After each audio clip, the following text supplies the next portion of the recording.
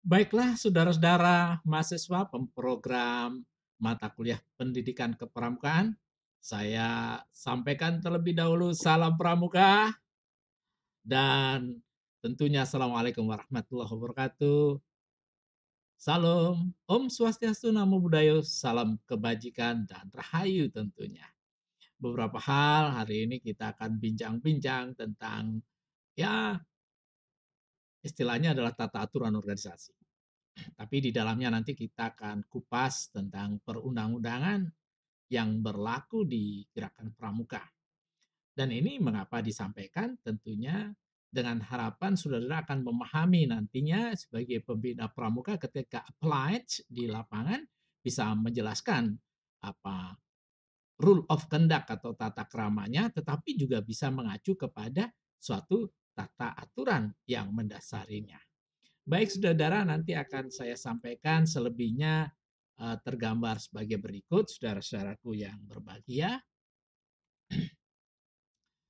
Kalau kita berbicara tata aturan organisasi, tentunya kita akan juga mengacu hierarki organisasi yang berlaku di negeri ini. Sehingga kita bisa mengetahui tentang asas-asas yang mana yang kita dulukan, mana sebagai pokok-pokok, kemudian kita derivasi atau kita turunkan menjadi sebuah aturan-aturan yang lebih rinci kembali. Ini yang harus dipahami oleh kita semuanya agar kita bisa menyelesaikan suatu masalah atau konflik ketika ada konflik itu. Ingat bahwa organisasi tidak ada konflik, tentu ada konflik. Dan inilah tata aturan ini yang bisa menjadi uh, arbiter atau yang menengahi ya kalau ada persoalan itu. Di samping itu, saudara-saudara sekalian, di dalam tata aturan organisasi ini ada suatu um, tata aturan, tata krama yang harus dikedepankan oleh kita semua. Ingat bahwa organisasi ini adalah organisasi kepramukaan yang sangat syarat dengan kependidikan. Sekarang kita lihat hierarki perundang-undangan di Indonesia. Jadi tata urutnya perundang-undangan itu di negeri tercinta ini. Kita lihat bahwa yang pertama lagi adalah Undang-Undang Dasar 1945. Kemudian di bawahnya diderivasi menjadi undang-undang atau Perpu, ya, peraturan pengganti undang-undang. Seperti itu, kemudian kalau itu masih ingin dijabarkan lebih rinci lagi, ada namanya peraturan pemerintah atau PP, kemudian ada Perpres, peraturan presiden, ada Infres dan sebagainya. Kemudian baru turun pada Perda, peraturan daerah. Ini saya sampaikan kepada saudara untuk nanti digunakan untuk meneropong ya. Kita analogikan ini kepada tata aturan yang berlaku di Gerakan Pramuka. Nah, hierarkinya demikian. Nanti ini kita diskusikan.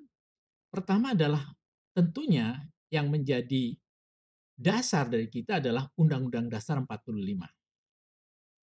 Kemudian turunlah yang tadi dikatakan adalah peraturan berikutnya yang di bawah ini namanya undang-undang, yakni Undang-Undang Nomor 12 Tahun 2010 tentang Gerakan Pramuka. Sekali lagi tentang Gerakan Pramuka, bukan gerakan kepramukaan. Jadi Undang-Undang Nomor 12 Tahun 2010 adalah tentang Gerakan Pramuka.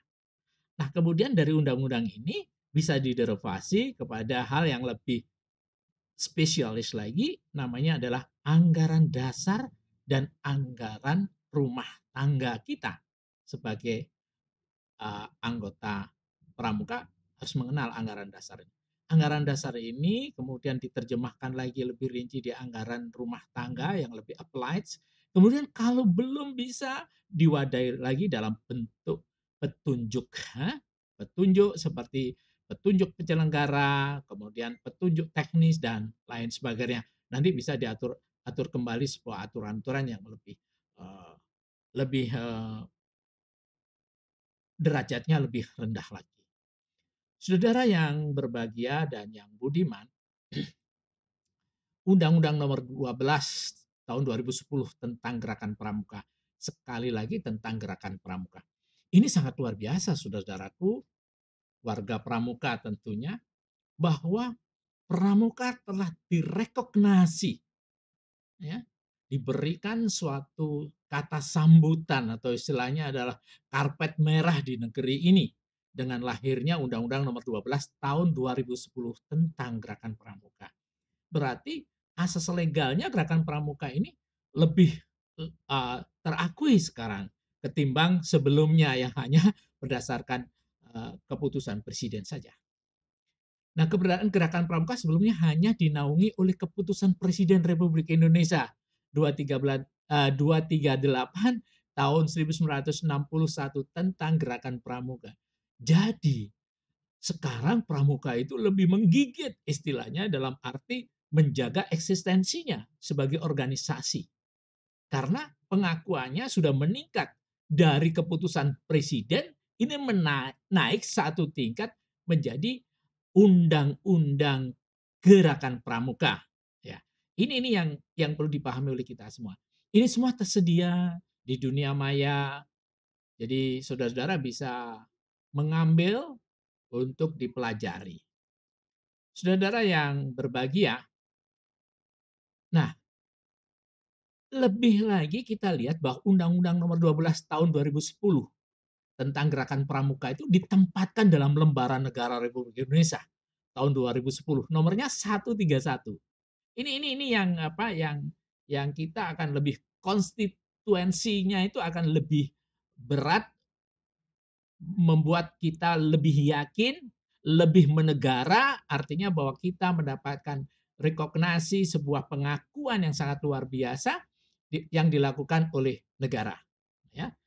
Nah, kemudian di lembaran negara ini berlanjut juga pada semacam ini, kakak-kakak sekalian yang berbahagia, adalah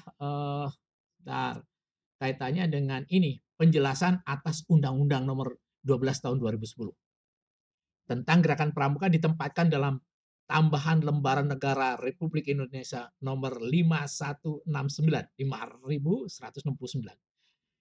Ini akan lebih legitimate kembali. Oleh karenanya yang diakui di dalam organisasi kepanduan di negeri ini ialah Gerakan Pramuka. Dan Gerakan Pramuka adalah salah satu yang mendapatkan pengakuan dan ini undang-undang yang menetapkan.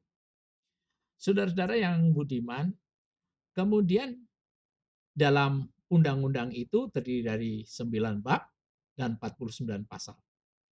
Apa yang menarik bagi kita sebagai warga Pramuka dan sebagai warga negara yang terhormat adalah komitmen terhadap Pancasila sebagai dasar. Jadi kalau kita katakan bahwa organisasi kepramukaan itu tentunya memiliki suatu kaidah-kaidah yang luar biasa karena dasar negaranya adalah menjadi dasar di dalam penyelenggaraan organisasi ini. Inilah yang kita tunjukkan bahwa Pancasila sejati itu ada di dalam hati pramuka, belum lagi kalung merah putihnya. Saudara-saudara yang berbahagia, kemudian disahkan ya, disahkan dalam uh, oleh presiden ketika itu dan lanjut lahirlah anggaran dasar dan anggaran rumah tangga.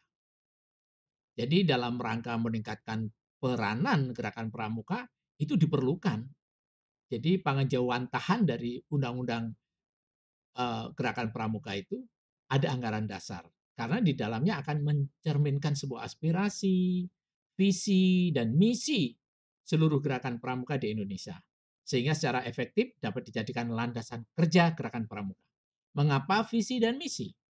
Ingat, organisasi tanpa visi, without vision, itu akan menjadi sesuatu yang berbahaya, peris. Without mission, tanpa misi, ya tentunya akan confuse.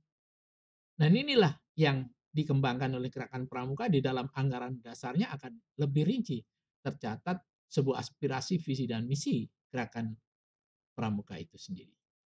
Saudara, landasan hukum dalam pengambilan kebijakan gerakan pramuka ya mengacu pada anggaran dasar gerakan pramuka. Tentunya anggaran dasar dan anggaran rumah tangga gerakan pramuka tidak akan menyimpang dari Undang-Undang Nomor 12 tadi. Kemudian pedoman dan petunjuk pelaksanaan kegiatan kepramukaan itu kunci pokoknya ada di anggaran dasar. Kemudian kalau tidak nanti turun lagi peraturan organisasi dalam bentuk petunjuk penyelenggara atau peraturan organisasi. Saudara yang berbahagia, ini tata urutannya diketahui oleh kita semua. Dengan demikian kita memahami. Karena apa? Sering terjadi aplikasi di lapangan itu terjadi juga sebuah konflik organisasi. Disinilah kita mampu mengacu anggaran dasar untuk dijadikan arbiter atau untuk menengahi apabila ada konflik. Maka tafsir-tafsirnya itu ada di anggaran dasar dan anggaran rumah tangga. Saudara, pemprogram pendidikan kepramukaan di dalam anggaran ini terdiri dari pembukaan 12 bab dan 38 pasal disahkan oleh Presiden Republik Indonesia. Jadi istimewa lagi ini ya, Gerakan Pramuka itu punya anggaran dasar disahkan Presiden. Sangat istimewa, luar biasa. Saudara, di dalam anggaran dasar itu ada nama, statusnya, tempatnya, kemudian Hari Pramuka juga dicantumkan di dalamnya. Karena apa? Hari Pramuka itu dicantumkan ya ingin menunjukkan eksistensi pramuka itu sendiri. Dan kita ingat bahwa di dalam kepramukaan itu kegiatan kepramukaannya yang di mana para pramuka berada di situ itu selalu ingin mewujudkan sebagai insan yang selalu taat kepada tata aturan dan menjaga konstitusi di negeri ini dan tetap berkeinginan bagaimana membingkai negara ini sebagai negara kesatuan Republik Indonesia yang Bhinneka Tunggal Ika Tanhana Dharma Mangruah. Kemudian juga ada azas, tujuan, tugas pokok dan fungsi. Itu di bab 2. Nanti saudara bisa menguliti lagi lebih dalam, silakan membuka banyak sumber-sumber tentang ini. Kemudian sifat. Ya sebagai organisasi ini tidak hanya berpikir untuk negaranya saja, dia juga berpikir untuk kemaslahatan manusia seperti yang tertuang dalam pembukaan Undang-Undang Dasar 45. Jadi di dalamnya ini nanti bahwa pramuka itu bisa bersifat ya dia berkedudukan nasional, bersifat nasional, tetapi juga tergabung dalam organisasi internasional. Ini mohon maaf, ini adalah pendidikan kepramukaan. Ada organisasi, musyawarah, ada atribut apa yang dikenakan oleh gerakan pramuka dikupas, kemudian ada hak dan kewajiban, kemudian tentang pendapatan dan kekayaan sebagai organisasi, kemudian pembubaran ada dan sebagainya. Ini yang ada. Nah, ini petunjuk penyelenggara, saudara-saudara sekalian. Petunjuk penyelenggara ini adalah ketika anggaran dasar yang sudah diderivasi ke anggaran rumah tangga belum mewadahi aktivitas yang lebih khusus, maka petunjuk penyelenggara dihadirkan. Saudara, itu yang kita kuliti saat ini dan mudah-mudahan Anda bisa lagi untuk menatap lebih jauh, mencari dan melakukan pengayaan.